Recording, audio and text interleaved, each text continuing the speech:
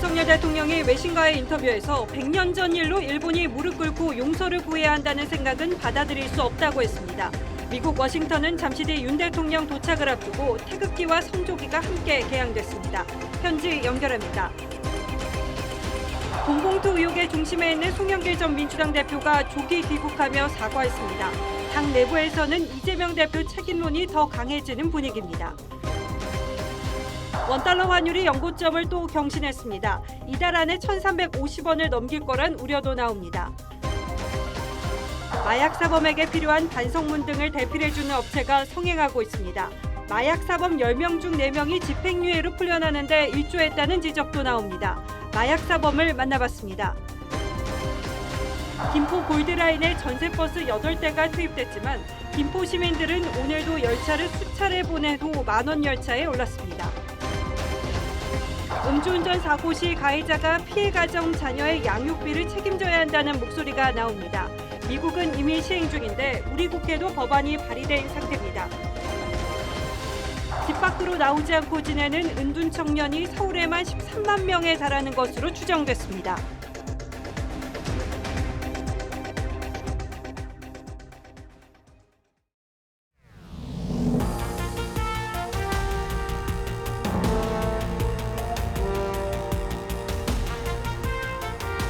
시청자 여러분 안녕하십니까? 뉴스9의 신동욱입니다. 이번 한 주는 미국 워싱턴으로 이목이 쏠릴 한 주가 될 것 같습니다.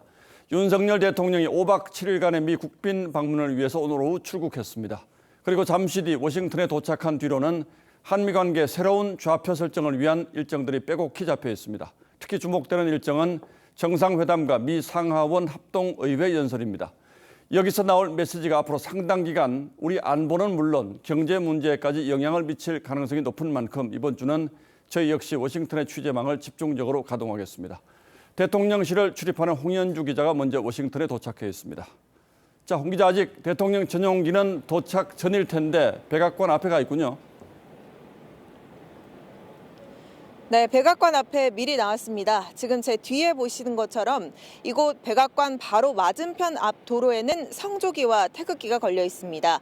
국빈 방문 시에만 볼 수 있는 상대국 정상에 대한 예우로 이 바이든 행정부에 대해서는 프랑스 마크롱 대통령 이후 두 번째입니다. 이곳 워싱턴에서는 잠시 후 도착하는 윤석열 대통령을 환영하는 분위기가 곳곳에서 감지되고 있습니다. 워싱턴 한국문화원과 대한제국공사관에는 한국전쟁 당시인 1953년 미국 의장대와 2023년 한국 의장대가 각각 성조기와 태극기를 나란히 들고 있는 홍보물이 걸렸는데 한미동맹 70년을 재확인하고 미래 세대에 동맹의 가치를 전하는 메시지를 담고 있습니다. 예, 미국도 이번 윤 대통령 국빈 방문을 앞두고 준비를 단단히 했다는 뉴스가 많습니다만 어떻습니까? 네, 그렇습니다. 지금 제가 서 있는 이곳 백악관에서 좌측으로 2분 정도만 가면 바로 미국의 영빈관인 블레어 하우스입니다. 이 영빈관으로 가는 길에도 태극기와 성조기가 곳곳에 걸렸는데요. 몇 시간 뒤 도착하는 윤석열 대통령 부부가 여장을 풀게 되는 장소가 바로 블레어 하우스입니다. 블레어 하우스는 미국을 방문하는 외국 정상들이 묵는 전용 숙소로 4층짜리 건물에 100여 개의 방을 갖추고 있습니다. 윤 대통령은 이곳에서 3박 4일간 머무를 예정인데 과거 이명박, 박근혜 전 대통령은 이틀씩 묵은 바 있습니다. 윤 대통령은 도착 직후 휴식 시간을 가진 뒤에 이곳 현지 시각으로 오늘 밤, 한국 시간으로 내일 오전 동포관담회를 시작으로 공식 일정에 돌입합니다.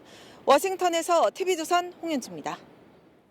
예, 워싱턴의 홍현주 기자였습니다. 윤석열 대통령은 출국에 앞서 워싱턴 포스트와 인터뷰를 했는데 한일 관계 개선에 대한 의지를 다시 한번 강조했습니다. 그런데 100년 전의 일 때문에 일본이 무릎 꿇어야 한다고 생각하지 않는다고 말한 부분이 또 논란을 불렀습니다. 그 발언의 앞뒤 맥락은 이렇습니다. 황선영 기자가 보도합니다.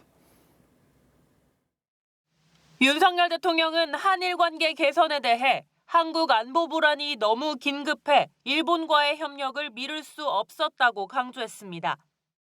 그러면서 유럽은 수차례 전쟁을 하고도 미래를 위해 당사국끼리 협력할 방법을 찾았다며 100년 전의 일로 일본이 무릎을 꿇어야 한다는 건 받아들일 수 없다고 했습니다.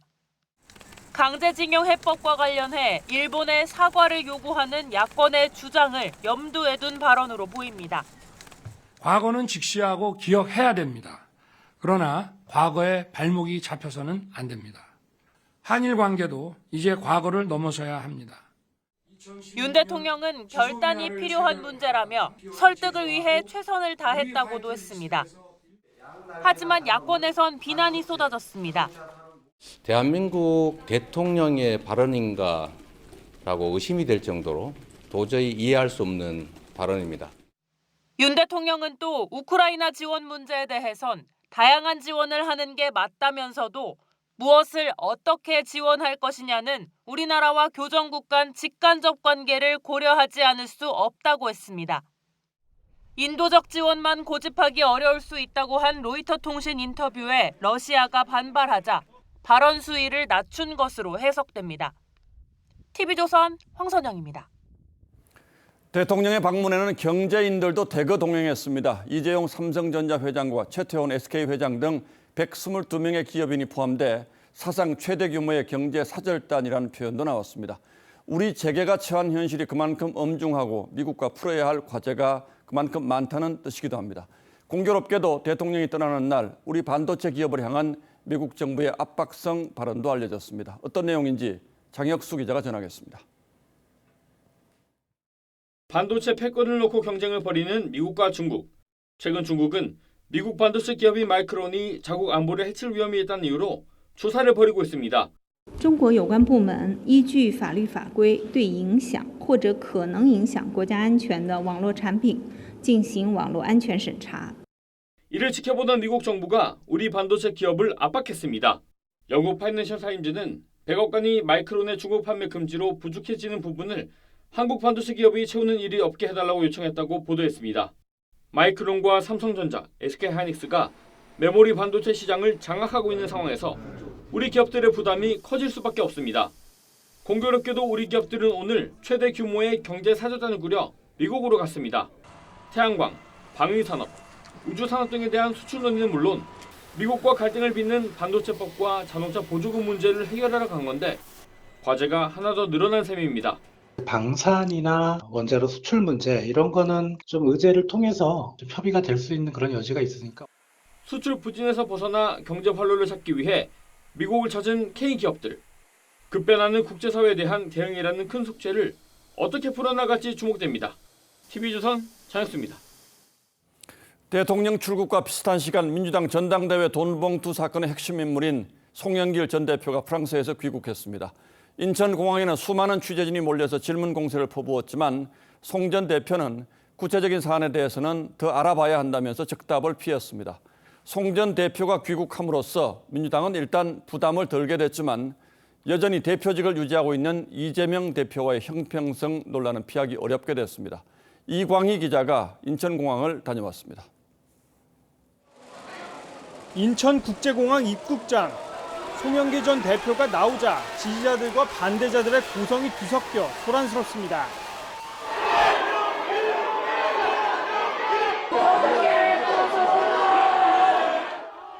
입국장 앞에선 송 전 대표는 송구스럽다면서도 고개를 숙이진 않았고 돈봉투 의혹에 대해선 구체적인 답변을 피했습니다. 이제 도착했으니까 상황을 좀 파악하겠습니다. 제가 모르는 사람들이 많기 때문에. 당 지도부는 이젠 탈당한 송 전 대표가 대응할 일이라고 거리를 뒀고 탈당해서도 책임지겠다. 이렇게 이야기함으로써 많은 부분이 좀 정리가 되었다. 이재명 대표도 송 전 대표 질문엔 침묵했습니다. 이번 기자회견 좀 어떻게 보셨나요? 김연아 의원은 어떻게 돼가고 있어요? 하지만 비명계에선 이 대표가 책임져야 한다는 목소리가 커지고 있습니다. 한숨 돌릴 상황은 아니라고 생각됩니다. 미리 포기하는 거는 지도부의 리더십을 포기하는 거죠. 당원 게시판에도 송 전 대표는 의혹만으로 탈당했는데 이 대표는 뭐하냐는 비판이 올라오고 있습니다. 여당도 꼬리 자르기에 급급하다고 비판했습니다. 귀국을 마치 대단한 결단인 양 평가하는 것은 국민들의 분노를 애써 외면하는 TV조선 이광입니다. 비판은 여전히 거셉니다만 야권 일각에선 여전히 송 전 대표를 감싸는 분위기가 만만치 않습니다. 귀국은 의미 있는 결정이라든지 무력이 적은 사람이라는 평가도 나왔습니다. 이를 두고 586 정치인들의 도덕적 불감증이 한계를 넘어섰다는 비판이 만만치 않고 586 퇴장론도 다시 점화했습니다. 보도에 신유만 기자입니다. 민주당 김민석 정책위 의장은 연이틀 송영길 전 대표가 무력이 적은 사람이라며 학구열이 높고 일관성 있는 정치인이라고 평가했습니다. 대표 때 어떤 상황이 생기면 탈당하고 증명하고 그렇게 돌아온다라는 나름의 룰을 얘기했던 것을 그대로. 같은 86세대인 우상호 의원도 시간 더 안 보내고 귀국과 탈당을 결정한 것이 의미 있다며 의혹이 사실이 아니라고 밝혀지면 정치 생명을 위협받을 일도 없을 것이라고 감쌌습니다. 하지만 당내에선 기득권이 된 86세대가 도덕적 불감증에 걸렸다는 비판이 많습니다. 실제 86세대 대표주자인 임종석 전 비서실장은 인권위 조사에서 성희롱 사실이 확인된 박원순 전 시장을 향해 정말 그렇게 몹쓸 사람이었냐고 했고, 기동민 의원과 김영춘 전 장관은 라임 사태 핵심 인물로부터 금품을 받은 혐의로 재판에 넘겨졌습니다. 민주당 게시판에는 586은 내로남불에 가장 취약한 민주당의 시한폭탄이라는 비판과 함께 당을 떠나라는 글들이 줄을 이었습니다. 발언들이 전부 대부분 보면 국민 눈높이에는 하나도 맞지가 않거든요. 이견을 허용하지 않는 문화를 그들이 만들지 않았나. 여당도 586 세대의 도덕 불감증을 확인했다고 비판했습니다. 86 운동권의 단일 대우가 우리 정치를 얼마나 썩고 피폐하게 만들었는지를. TV조선 신유만입니다. 송 전 대표는 파리에서 이미 결심을 굳힌 듯 도착과 함께 정면 돌파 모드에 돌입했습니다. 검찰과의 기싸움도 시작했습니다. 주변 사람 괴롭히지 말고 나부터 소환해서 조사하라고 목소리를 도리어 높였습니다. 이에 대한 검찰의 반응은 권영석 기자가 취재했습니다. 송영길 전 대표는 공항에 모인 취재진에게 검찰 조사에 대한 입장을 밝혔습니다. 주위 사람들을 불러서 주변을 돌기보다는 오늘이라도 저를 소환하면 적극 응하겠다는 말씀을 드리겠습니다. 검찰이 주변인을 압박하지 말고 자신을 상대로 수사하면 피하지 않겠다는 입장을 적극 표현한 겁니다. 하지만 당장 송 전 대표 조사가 이뤄질 가능성은 낮습니다. 우선 전당대회 돈봉투 살포 관련자를 조사해 송 전 대표의 개입 여부 등을 정확히 파악해야 하기 때문입니다. 검찰 관계자는 송 전 대표가 귀국했다고 바로 소환하긴 어렵다며 예정된 수사 일정대로 진행할 계획이라고 밝혔습니다. 검찰은 우선 강래구 전 한국수자원공사 상임감사 영장 재청구를 위한 보강 수사와 돈봉투 공여자 수사에 힘을 쏟고 있습니다.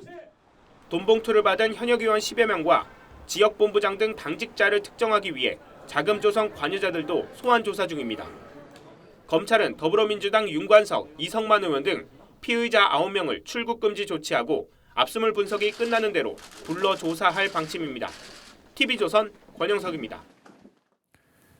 태영호 최고위원의 이딴 발언 논란으로 국민의힘도 소란스럽기는 마찬가지입니다. 할 말을 했다는 평가가 있는가 하면 국민 정서를 고려하지 않은 심각한 실언이라는 평가도 만만치 않습니다.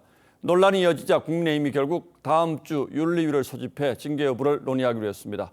태영호 최고위원이 그동안 어떤 발언으로 논란을 일으켰는지 한성훈 기자가 취재했습니다. 김일성 지시로 제주 4.3 사건이 촉발됐다는 주장과 함께 김구 선생이 북한에 이용당했다고 해 논란을 빚은 태영호 최고위원이 일주일 만에 최고위 회의에 나왔습니다. JMS 막말 논란은 해프닝이고 4.3 사건과 김구 발언도 관점의 차이일 뿐 사과할 일이 아니라는 취지로 말했습니다. 쓰레기, 돈 비리, 성비리 민주당이라는 야당 비판은 업무상 해프닝이었고 역사 문제에 대해서는 소신대로 말씀드린 것입니다. 특히 자신을 공개 경고했던 김기현 대표를 비꼬듯 말하기도 했습니다. 지난 전당대회는 여론조사 3%라는 꼴찌로전을 시작했으나 그렇다고 5만 것에 도움을 구걸하지도 않았습니다. 김 대표가 전당대회 때 전광훈 목사에게 도움을 요청한 부분을 겨냥한 건데 김 대표는 별다른 반응을 내놓지 않았습니다. 본인의 뜻이 뭔지는 잘 모르겠고요. 전광훈 목사는 이미 관계가 다 철연되어 있는 사람입니다. 내주 초 첫 회의를 여는 당 윤리위는 설화로 문제를 일으킨 김재원, 조수진, 태영호 의원 중에 김재원, 태영호 두 사람에 대해 징계 절차를 논의할 예정입니다. 당원권 정지 1년 이상의 징계를 받을 경우 내년 총선 공천은 불가능합니다. TV조선 한승원입니다. 길 가던 30대 가장이 음주 뺑소니 차량에 치여 의식불명에 빠졌다는 소식을 어제 전해드린 바 있는데 안타깝게도 아직 의식을 되찾지 못하고 있습니다. 가해자가 사고를 내고도 술 취한 사람이 쓰러져 있다는 거짓 신고를 한 사실도 드러났습니다. 박한솔 기자가 보도합니다. 음주 차량에 치여 혼수 상태에 빠진 30대 가장 A씨. 이웃 주민들은 A씨가 사고로 한쪽 팔을 잃었지만 배달 일을 하며 딸 부인과 함께 열심히 살았다고 기억했습니다. 엊그저께 와가지고 소풍 간다고 아빠가 다 부르라고. 엄청 열심히 살았어요. 아침 일찍 나가서 저녁 늦게 들어. 경찰 조사 결과 가해자의 거짓 신고가 피해를 키운 정황이 드러났습니다. 가해자는 사고 직후 목격자인 척 경찰에 신고했는데 교통사고 사실을 알리지 않은 채 술에 취한 사람이 쓰러져 있다고 거짓말을 한 겁니다. 출동한 경찰은 A씨 상태를 확인한 뒤 다시 소방에 도움을 요청했고 이 때문에 구급대원이 사고 발생 11분 후에야 도착할 수 있었습니다. 심정지 자체로는 길어야 8분입니다. 4분이 넘게 되면 그때부터는 세포가 죽기 시작을 해요. 그 시간 가해자는 음주운전 사고를 숨기려고 사고 차량을 집에 세우고 현장으로 돌아왔습니다. 결국 A씨는 기계의 도움을 받아 미세하게 심장이 뛰는 상태입니다. 그냥 가는 길에 신고만 해줬어도 니들 똑같이 다녔을 건데. 경찰은 음주운전과 도주치상 혐의로 가해자에 대해 구속영장을 신청했습니다. TV조선 박한솔입니다. 앞서 보신 것처럼 음주운전 사고의 경우 피해자 가족이 겪어야 할 고통은 한 사람의 불행으로 끝나지 않습니다. 특히 피해자가 숨졌을 경우에 어린 자녀의 양육비까지 가해자가 책임져야 한다는 주장이 나오고 있는데 가능한 일인지 따져보겠습니다. 자, 홍영 기자, 이번처럼 어린 자녀가 있는 가장이 음주운전 사고의 피해자라면 그 아이들의 미래에까지 영향을 미칠 수밖에 없잖아요. 네, 맞습니다. 이 돌봐줄 부모를 잃게 된다는 건 인생이 송두리째 바뀔 수 있는 사건인데요. 이 자녀가 어릴수록 타격은 더 큽니다. 이 음주사고를 포함한 전체 교통사고에서 사고 당시 숨진 피해자의 자녀 나이가 만 3살 미만인 경우는 24%였고 이 미취학 아동인 만 6살까지는 전체의 60%에 달했습니다. 어쩌면 당연한 얘기인지도 모르겠습니다만 이런 가정의 경제가 얼마나 어려워지는지 실제로 조사된 자료가 나왔습니까? 네, 실제로 교통사고 이후 피해 가정의 월 평균 소득은 월 219만 원에서 100만 원으로 절반 미만으로 줄어든 것으로 조사됐습니다. 이 남은 가족의 경제적인 어려움이 커질 수밖에 없는 겁니다. 또 절반 이상은 사고 이후에 사는 곳도 달라졌는데요. 역시 경제적인 이유가 컸습니다. 구체적으로 보면 주택 소유 비율은 줄었고 임대주택으로 옮긴 경우도 많았습니다. 심각하군요. 미국에서는 음주운전 가해자가 피해자 자녀의 양육비까지 부담하게 하는 법이 만들어졌다고요? 네, 맞습니다. 이른바 벤틀리법이라고 하는데요. 2년 전 음주운전 사고로 아들과 며느리를 잃은 할머니가 이 손주 벤틀리를 양육할 돈을 달라면서 입법 운동을 시작했고 올해부터 테네시주에서 시행되고 있습니다. 현재 20여 개 주에서 비슷한 법안이 발의돼 있습니다. I ask that you vote yes on House Bill 1549 to help stop driving under the influence and to create a world of no more victims and no more empty seats. 우리 국회에서도 입법 움직임이 있다고요? 네, 지난달부터 여야 모두 발의하기 시작했습니다. 이 양육비 채무자의 음주운전 가해자를 추가하거나 이 법원이 배상 명령을 내릴 수 있도록 하는 내용입니다. 이 시간과 비용이 드는 손해배상 청구 소송보다는 피해 가족의 부담을 덜어줄 수 있습니다. 자, 법이 통과돼도 가해자가 양육비를 주지 않고 버티면 어떻게 됩니까? 이 법안 내용을 보면 가압류 같은 강제 집행을 할 수 있습니다. 하지만 재산을 빼돌리는 식의 꼼수를 쓰면 피해자들은 또다시 소송을 해야 할 수 있는데요. 그래서 전문가들은 국가가 나서서 강제하도록 이 제도를 보완해야 한다고 지적합니다. 미국은 비교하자면은 양육비 이행 강화 조치가 굉장히 강력한 국가거든요. 그래서 우리나라에서도 이 법이 목적으로 하는 그 효과를 얻기 위해서는 양육비 이행에 관한 강력한 조치가 동시적으로 수반되어야지만.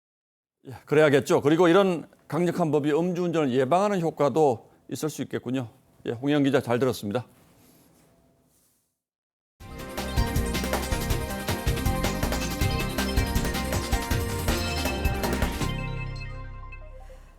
최근 청소년이 마약을 하다 적발됐다는 뉴스 심심찮게 봅니다. 누구든 마음만 먹으면 마약을 어렵지 않게 손에 쥘 수 있는 나라가 돼가고 있다는 신호로 들리기도 합니다. 독버섯이 번지기 전에 막아야 한다는 목소리가 커집니다. 저희는 오늘과 내일 이틀에 걸쳐서 날로 대범해지고 있는 마약 범죄를 짚어보려고 합니다. 혹시 마약 사범에게 필요한 반성문 등을 대필해주는 업체가 있다는 거 알고 계셨을까요? 온라인 검색으로 쉽게 찾을 수 있을 정도입니다. 마약 사범 10명 중 4명이 집행유예로 풀려나는데 일조했다는 지적도 나옵니다. 임서인 기자가 반성문 대필 시장 실태 고발합니다. 마약 사건 재판용 양형 자료를 대신 써준다는 온라인 광고. 상담을 신청하자 반성문부터 준비하라며 한 부당 5만 5천 원을 요구합니다. 마약 같은 경우에는 보편적으로 10% 이상씩 제공하세요. 최근 발생한 마약 사건을 참고해 간단한 메모를 적어 보냈더니 7시간 만에 A4 4장짜리 반성문 한 부를 보내왔습니다. 재판장님께 부끄럽고 죄송하다며 마약 범행을 우발적 판단착오로 포장했습니다. 해당 업체에 가보니 간판도 없습니다. 인터넷엔 이런 대필 업체가 수십 곳 검색됩니다. 아예 준법 서약서와 재범 방지 교육 수료증까지 패키지로 만들어준다는 업체도 있습니다. 마약 사범이 반성문에 공들이는 건 대법원 양형 기준에도 진지한 반성 등이 집행유예 판단의 긍정사유로 명시됐기 때문. 의무죄 판단과 양형이 분리 안 되어 있어서 법원은 제출된 반성문을 그대로 판단하고. 이들 업체 대부분은 신고만 하고 영업하는 통신판매업으로 등록돼 별다른 규제도 안 받습니다.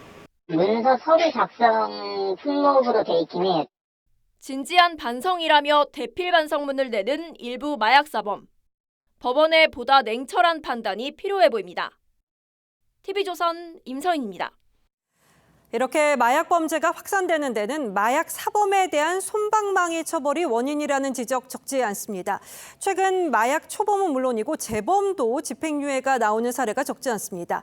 재범인 한 마약 사범은 자신에게 내려진 집행유예 판결에 자신도 놀랐다고 고백합니다. 김창섭 기자가 재판을 앞둔 마약 사범을 만났습니다. 마약청과 이범인 20대 A씨. 최근 세 번째 투약 적발로 다음 달 첫 공판을 앞두고 있습니다. 지난해 1월 처음 재판에 넘겨져 집행유예를 받은 이후 11개월 만에 마약으로 다시 기소됐지만 선고 결과는 또 집행유예였습니다. 마음의 정리를 다 한 상태였는데 집유 받고 나왔더니 사람들이 다 놀라는 거죠. 너가 어떻게 집유가 나오냐. 첫 번째 집행유예는 초범이라는 게 이유였고 두 번째 재판은 양형 자료를 통해 마약을 끊으려는 의지 등 범행 이후 태도 변화를 적극 드러낸 게 집행유예를 받는 데 주요했다고 A씨는 분석했습니다. 단연 의지가 강하고 회복하고 싶다. 양형자료 그만큼 보이는 거죠. 결국 두 차례 기소에도 영거푸 집행유예에 그쳤고 나름 치료를 받는 등 노력했지만 결국 마약의 유혹을 이기지 못하고 또다시 재판에 넘겨졌습니다. 국내 마약사범 1심 집행유예 비율은 2019년 36.3%에서 2021년엔 40%에 육박할 정도로 매년 높아지는 상황. 같은 범죄를 좀 억제하는 효과가 있기 때문에 조금 더 실형 비율을 높이고 아울러 구체적으로는 양형 기준을 높여서 마약 사범에 대한 엄격한 심판과 법 집행이 없으면 마약 확산 방지는 쉽지 않을 거라고 전문가들은 지적합니다. TV조선 김창섭입니다. 지옥철이라는 오명을 낳은 김포 골드라인에 전세버스 8대가 투입됐습니다. 약간의 분산 효과는 있었지만 승객 불편을 해소하기에는 역부족이었습니다. 김포 시민은 오늘 출근길 역시 열차를 수차례 보낸 후에 이 만원 열차에 올라타야만 했습니다. 노도일 기자가 취재했습니다. 정류장에 70번 버스가 도착합니다. 기다리던 시민들이 서둘러 버스에 오릅니다. 김포 70번 버스는 김포 골드라인과 노선이 같습니다. 골드라인 사람이 너무 많아가지고 버스 생겼다니 하니까 그래서 버스 타보려고. 김포시는 오늘 아침부터 기존 5대인 70번 노선에 전세버스 8대를 추가 투입했습니다. 출근길 배차 간격을 5분으로 줄여 김포 골드라인의 혼잡도를 낮추는 방안이었습니다. 버스 추가 투입으로 승객들은 분산됐지만 여전히 열차를 타기는 어려운 상황입니다. 어렵게 열차에 타도 숨이 막힐 정도로 비좁고 경찰관의 도움을 받아야 간신히 내릴 수 있을 정도입니다. 내릴게요. 잠시만요. 잠시만 내린다. 오늘 아침 김포 골드라인 이용객은 24,100여 명으로 지난주 월요일보다 200여 명 줄어드는 데 그쳤습니다. 시민들은 전용 차로가 없거나 환승이 불편하다며 버스 이용을 꺼립니다. 아무래도 그 전용 차로가 없기 때문에 지하철보다는 그래도 한 2배 정도는. 김포시는 버스 전용 차로 설치와 전세버스 32대를 추가 투입하는 방안을 서울시와 협의하고 있습니다. TV조선 노도일입니다. 한국토지주택공사 LH가 이 4년 전 주거 취약계층을 위한 임대주택을 마련하면서 인천 건축왕으로 불리는 인물과 그 일당의 오피스텔을 100채 넘게 구입했던 것으로 드러났습니다. 이 과정에서 LH 간부는 이 건축왕층 브로커에게 수차례 향응을 받아서 결국 파면됐는데 뒷돈을 받은 의혹도 추가로 제기됐습니다. 정수현 기자가 취재했습니다. 지난 2018년 10월 건축왕 남모 씨 일당이 사용 승인을 받은 인천 미추홀구의 한 오피스텔. 1년 넘게 거래가 없더니 2019년 12월 60채가 매매 계약이 체결됐습니다. 매수자는 LH였습니다. 당시 LH는 주거 취약계층 임대 용도로 구매했는데 비슷한 시기 거래된 주변 오피스텔보다 10%가량, 평균 3천만 원 정도 비싸게 샀습니다. 내 생각에는 좀 비싸게 산 거 아닌가. 지금 이 동네 그거보다 조금 차라리 큰 게 지금도 2억 5백, 2억 8백에 거래가 되는데. 인근의 공인중개사들은 비록 근저당이 설정돼 있지만 전세 계약을 알선하고 세입자들을 현혹시키는데 LH 매입 이력을 활용하기도 했습니다. 그런데 당시 LH 소속 인천 지역 주택 매입 담당 차장이 남씨 측에서 고용한 브로커에게 수차례 향응을 제공받은 사실이 LH 자체 감사 결과 확인됐습니다. 당시 LH가 사들인 건축왕 일당 소유 주택은 165채 정도로 알려졌는데 주택 계약이 한 건 체결될 때마다 뒷돈을 받았다는 의혹까지 제기되는 상황. 매입하냐 마냐는 것도 사실은 외부 위원들이 결정하는 건데 그 과정에서 이제 좀 영향을 미칠 수 있겠죠. LH 측은 다만 시세보다 비싸게 매입했다는 논란에 대해선 감정평가 절차를 정상적으로 거쳤다고 선을 그었습니다. TV조선 정수양입니다. 네, 최근 야외 활동할 때 코가 간질간질하다 싶으신 분들 많지 않았을까 싶습니다. 예년보다 고온 건조한 날씨가 이어지면서 꽃가루가 기승을 부리고 있는 건데요. 알레르기 질환을 호소하는 환자도 늘고 있습니다. 윤수영 기자입니다. 서울 성동구의 한 공원. 점심시간을 맞아 산책하는 인파로 붐빕니다. 따뜻한 봄 날씨지만 여전히 마스크를 쓴 사람들도 있습니다. 여기저기 날리는 꽃가루 탓입니다. 눈에 보일 정도로 많이 날리는 것 같아요. 간지럽고 콧물도 좀 나가지고. 휘날리던 꽃가루들이 떨어져 이렇게 바닥 곳곳을 하얗게 덮고 있습니다. 일부 지역에선 꽃가루 양이 작년에 비해 2배 이상 늘어난 것으로 측정됐습니다. 꽃가루가 퍼지기 시작하는 날짜도 최근 10년 새 가장 빠릅니다. 원인은 이상고온. 지난해 여름 기온이 올라가고 비가 많이 오면서 올봄 더 많은 꽃이 필 수 있는 조건이 갖춰진 데다 고온 건조한 봄 날씨까지 영향을 끼쳤습니다. 봄철 고온 현상으로 인해서 그 꽃가루가 빨리 나온 것으로 보이고요. 꽃가루가 기승을 부리면서 알레르기 증상으로 병원을 찾는 사람들도 늘었습니다. 비염이나 알레르기, 결막염이나 천식이 있으신 분들은 그런 걸로 해서 천식 발작 같은 것도 생길 수 있습니다. 꽃가루는 각종 바이러스도 전파할 수 있는 만큼 어린이와 노인은 꽃가루가 많이 날리는 오전엔 외출을 삼가하는 것이 좋습니다. TV조선 윤수영입니다. 정부가 교사 선발 규모를 2027년까지 최대 30% 줄이기로 했습니다. 저출산으로 학생 수가 줄면서 이 교원 신규 채용 감축은 불가피하다는 입장인데요. 교대 정원은 10년째 그대로인데 채용 규모는 줄면서 임용 경쟁도 갈수록 치열해지고 있습니다. 박재용 기자입니다. 임용 시험을 준비하는 교대생들은 요즘 미래가 불안합니다. 교사라는 안정적 미래가 보장되던 시절은 옛말. 임용 시험 문턱이 갈수록 높아지고 있기 때문입니다. 거의 고등학교 3학년 수험 생활을 그 과정이랑 거의 유사하게 진짜 열심히 준비를 하고 실제로 초등 임용 시험 합격률은 해마다 떨어져 작년에는 9년 만에 50% 밑으로 떨어졌습니다. 그런데 앞으로는 경쟁이 더욱 치열해질 전망입니다. 교육부는 내년 초등교원 신규 채용을 최대 660명 줄이는 것을 시작으로 2027년까지 현재보다 27% 줄이겠다고 밝혔습니다. 10년 만에 절반 이상 줄어들게 되는 겁니다. 중고등학교 교사 역시 29% 가까이 줄일 예정입니다. 합계 출산율 1명 선마저 무너지면서 4년 후 공립초교 학생 수는 22.2% 줄고 10년 후엔 44.2%까지 쪼그라들기 때문입니다. 학생 수가 자꾸 줄게 되면 결국 이제 학급 수가 줄어들게 되고 그러면 교원 수도 줄여야 되는 상황은 분명해요. 하지만 교대 입학 정원은 10년 이상 변함이 없어 임용 상황은 악화될 전망입니다. 우수 예비 교사들을 유인하지 못하는 그런 결정적인 요인이 되고 있다. 교육부는 다음 달 안에 교대 정원 조정안을 발표할 계획이라고 밝혔습니다. TV조선 박재훈입니다. 집 밖으로 나오지 않고 지내는 은둔 청년이 서울에만 13만 명에 달하는 것으로 추정됐습니다. 이들은 사회와 단절될 수밖에 없는 저마다의 이유가 있었는데요. 우리가 익히 알고 있는 사회적 문제가 고립과 연결되기도 했습니다. 어느 때보다 사회적 관심이 절실한 상황입니다. 한때 고립된 생활을 했던 청년들을 최우정 기자가 만나봤습니다.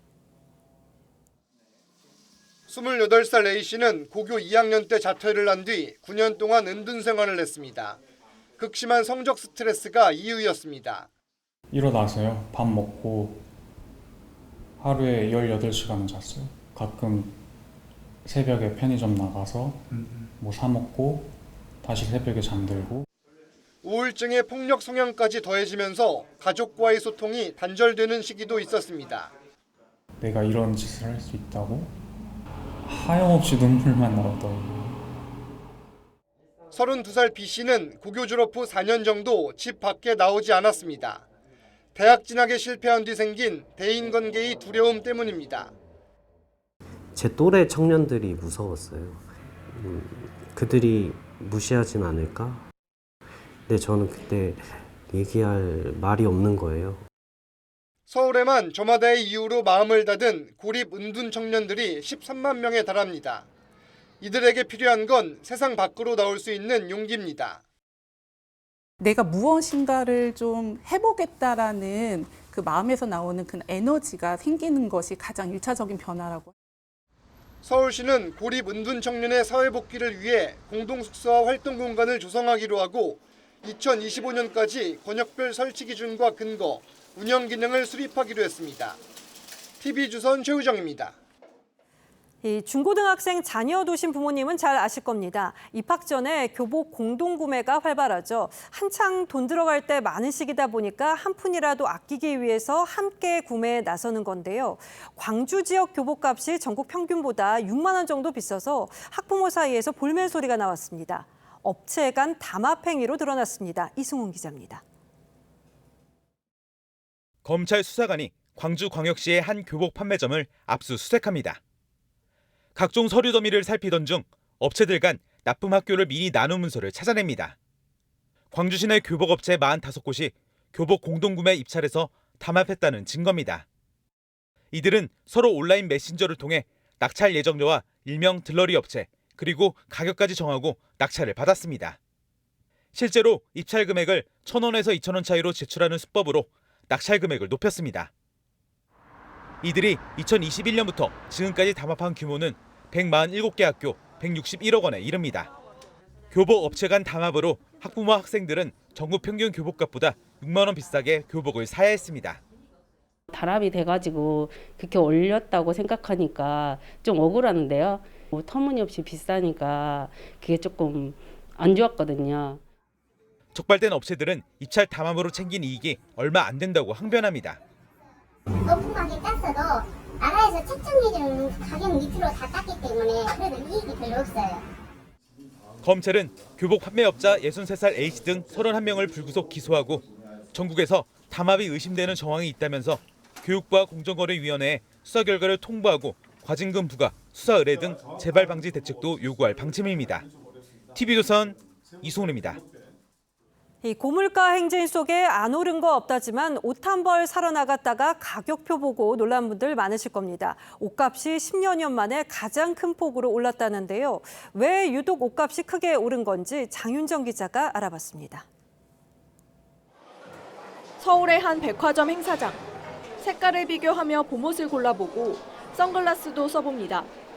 거리두기 해제로 출근과 나들이 등이 늘면서 쇼핑하려는 사람은 늘었지만 껑충 뛴 옷값은 부담스럽습니다. 옛날에는 모자 하나 사면 한 3만 원 정도 했거든요. 근데 요즘에는 이제 사면 5만 원은 기본으로 넘어가니까 이제 기본적으로 다 비싸졌죠. 옷과 신발 등의 물가 상승률은 단계적 일상 회복이 시작된 2021년 11월부터 오르기 시작해 지난달 가장 큰 폭으로 올랐습니다. 11년 4개월 만에 최고치입니다. 품목별로는 아이들 옷이 9.6%로 가장 크게 올랐고 캐주얼, 여성 의류가 뒤를 이었습니다. 목면 등 원재료를 포함해 인건비 등이 오른 탓입니다. 의류 생산국이 보통 개발도상국에 집중되어 있어서 공장으로 복귀가 늦어져서 생산이 딜레이된 것으로 분석이 되고요. 물류비 상승이 옷값 상승에 영향을 미쳤던 것으로. 외식 물가도 상승세를 이어가며 3년 새 짜장면은 32%, 김밥 28%, 냉면과 삼겹살도 15에서 18% 증가했습니다. 네, 월급이 같이 오른 건 아니기 때문에 예전보다 조금 더 물가 상승하면서 소비를 좀 줄여야 되겠다라고 생각하면서 부담이 되는 부분이 있네요. 정부는 소비자 물가 상승률이 낮아질 것으로 예상하고 있지만 소비자들이 체감하는 물가 부담은 끝없이 치솟고 있습니다. TV조선 장윤정입니다.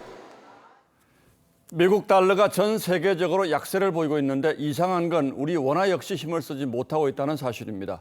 오늘 다시 6원가량이 올라서 연중 최고점을 갈아치웠습니다. 우리 경제의 불안 요소가 그만큼 크다는 뜻이기도 해서 대책 마련이 필요하다는 주장이 나왔습니다. 김지아 기자가 취재했습니다. 오늘 원달러 환율은 전 거래일보다 6.6원 오른 1334.8원으로 마감했습니다. 지난 21일의 연고점을 또 갈아치운 겁니다. 지난 13일 한국은행이 국민연금공단과 외환 스와프를 체결하면서 1,200원대로 내려앉는 듯 했지만 곧바로 6거래일 연속 치솟았습니다.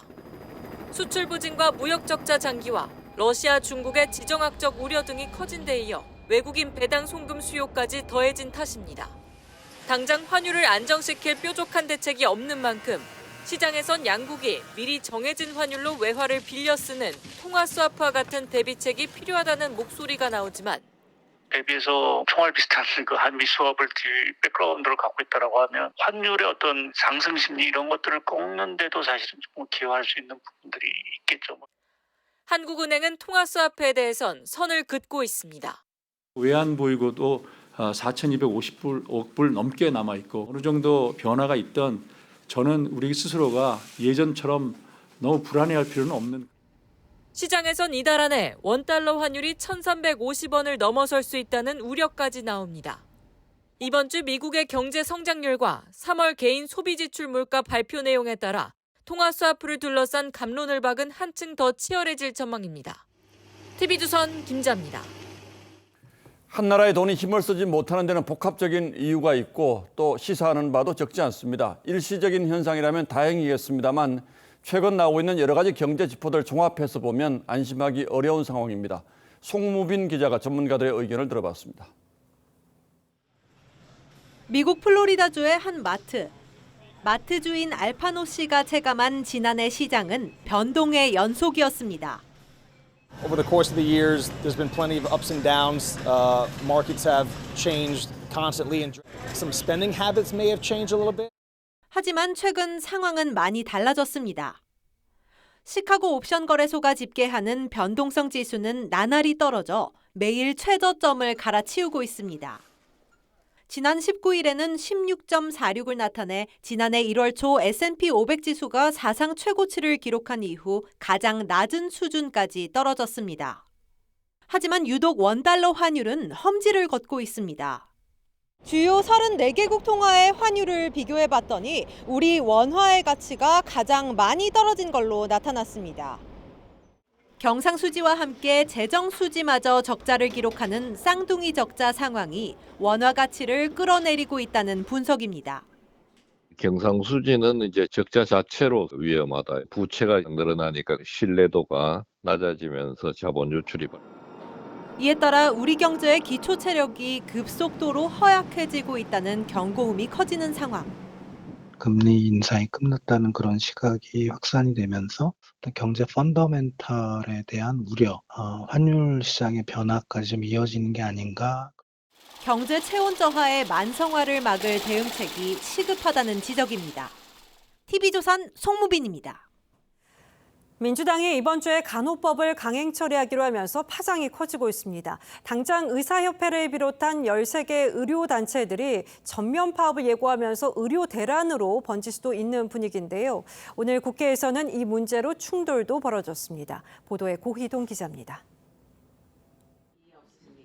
윤 대통령 방미 일정 동행을 취소하고 국회에 나온 조규용 보건복지부 장관은 간호법이 제정되면 의료 현장의 협업이 깨지고 결과적으로는 국민의 건강권이 침해된다면서 반대 의사를 명확히 했습니다. 간호법만을 제정해서 하는 것이 과연 최선의 방법인가 하는 것에 회의를 느끼고 있습니다.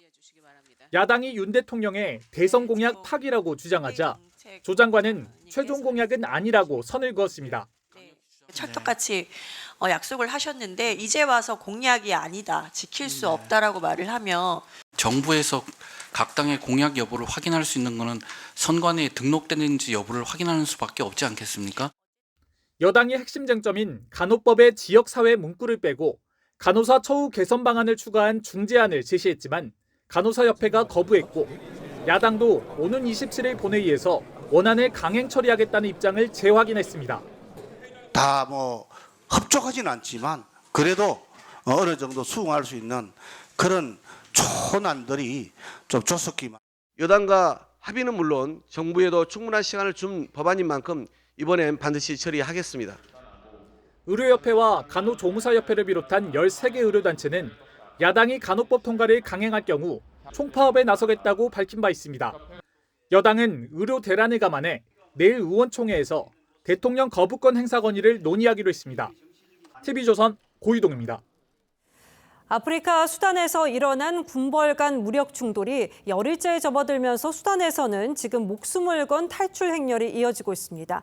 현지 우리 국민 28명도 정부가 급한 수송기를 타기 위해서 이 수도 하르툼을 빠져나와서 다른 도시로 이동 중입니다.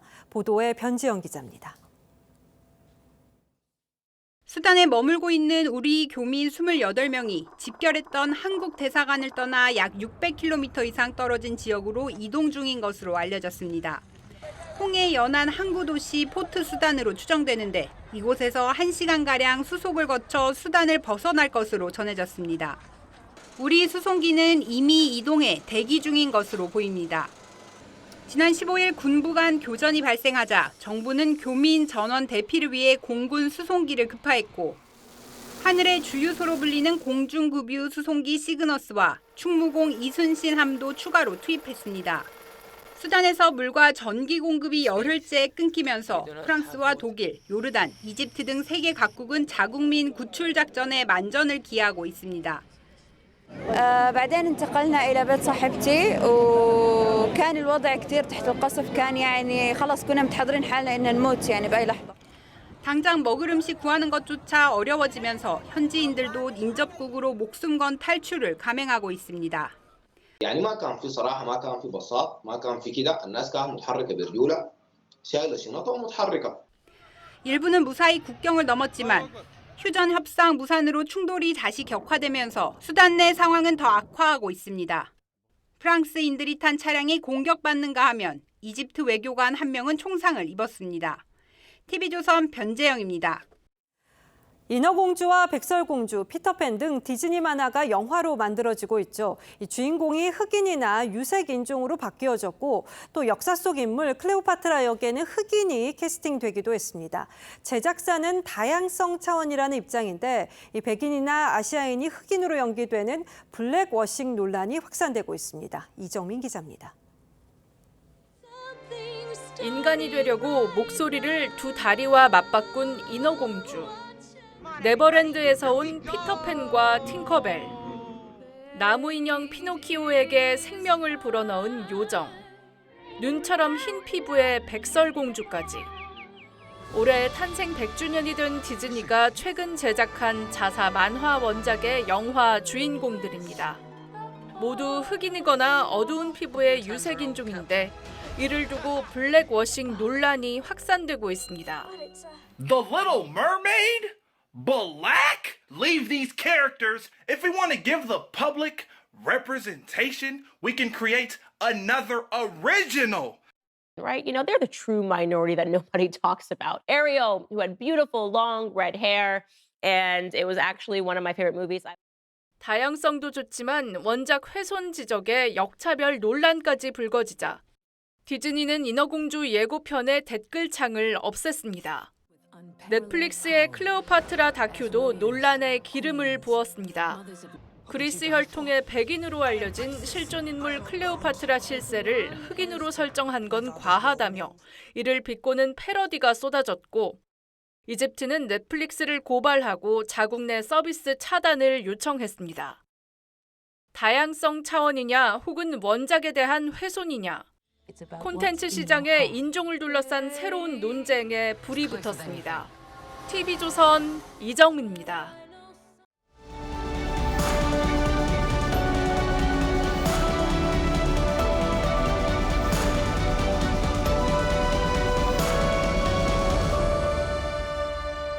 우리가 돈이 없지 가오가 없어? 어? 뇌물 받은 동료에게 형사 황정민이 일갈합니다. 월드스타 강수현이 영화인 모임에서 했던 말을 류성환 감독이 흘려듣지 않고 대사에 썼다죠. 일본 말이 들어가 있습니다만 돈에 휘둘리지 말고 자긍심을 지키자는 다짐이었습니다. 가난하되 강직한 선비 남산골 샌님은 한겨울 냉골에 웅크려 떨면서도 이렇게 별렀습니다. 요 괘씸한 추일한 놈 같으니 어디 내년 봄에 두고 보자. 신발 살 돈이 없어서 늘 딸깍거리며 신고 다닌 남학신은 자존심의 상징이었죠. 반면 조선 후기 소설 호질에는 가짜 선비의 비굴과 위선이 질펀합니다. 이름 높은 선비가 과부와 정을 통하다 들켜 도망칩니다. 설상가상 분명 웅덩이에 빠져 호적되는데 호랑이까지 기다립니다. 선비가 가전 변명으로 목숨을 구걸하자 입맛이 떨어진 호랑이가 한바탕 훈계를 한 뒤에 가버립니다. 분녀통에서 그를 발견한 농부에게 선비가 근엄하게 둘러대죠. 하늘 공경과 땅 사랑을 실천하고 있다네. 송영길 전 민주당 대표가 돈봉투 의혹이 터진 지 열흘 만에 탈당해 검찰 수사에 응하겠다고 밝혔습니다. 그리고 오늘 귀국했습니다. 저는 피할 수 없다고 판단한 걸까요? 하지만 그는 육성까지 나온 핵심 의혹들을 몰랐다, 기억이 없다며 모르쇠로 일관했습니다. 정치적 책임을 지겠다며 함께했던 사람들을 괴롭히지 말라고도 했습니다. 하지만 그와 관련자들이 받아야 할 수사는 정치적 순교도 괴롭힘도 아닌 그저 당연한 사법 절차일 뿐입니다. 송 전 대표는 586 세대 맏형으로 집권당 대표까지 지냈습니다. 하지만 전당대회가 공정하게 진행됐다면 그 영예는 다른 사람의 것이었을지도 모르죠. 한국 현대사회는 산업화와 민주화라는 두 개의 큰 물줄기를 만들어냈습니다. 그리고 586 운동권은 민주화에 헌신했다는 도덕적 우월감에 빠져 있었습니다. 하지만 역사와 시대 흐름을 따라잡지 못한 채 패거리 짓기, 이권 챙기기에만 몰두해왔다는 비판 역시 적지 않습니다. 돈봉투 녹음에 나오는 영길이 형이니 오빠니 하는 호칭이 바로 패거리 정치의 상징이죠. 송 전 대표가 수사의 종착점으로 지목돼 있다는 사실만으로도 586의 도덕성은 회복하기 어려울 정도로 땅에 떨어졌습니다. 그런데 586 동료가 이렇게 엄호하고 나섰습니다. 민주당 지도부는 송 대표의 탈당과 귀국을 큰 결단이라며 반겼지만 이렇게 되묻지 않을 수 없습니다.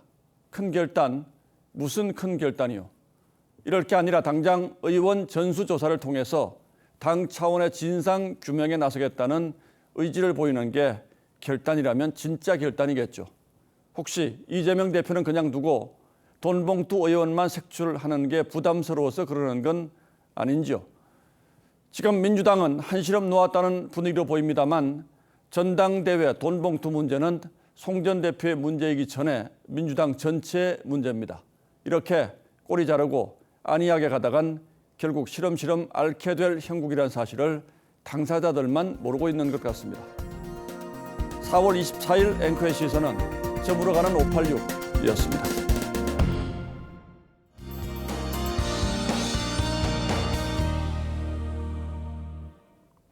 내일은 맑고 포근했던 오늘 날씨와는 사뭇 다르겠습니다. 우선 전국에 봄비가 내리겠는데요.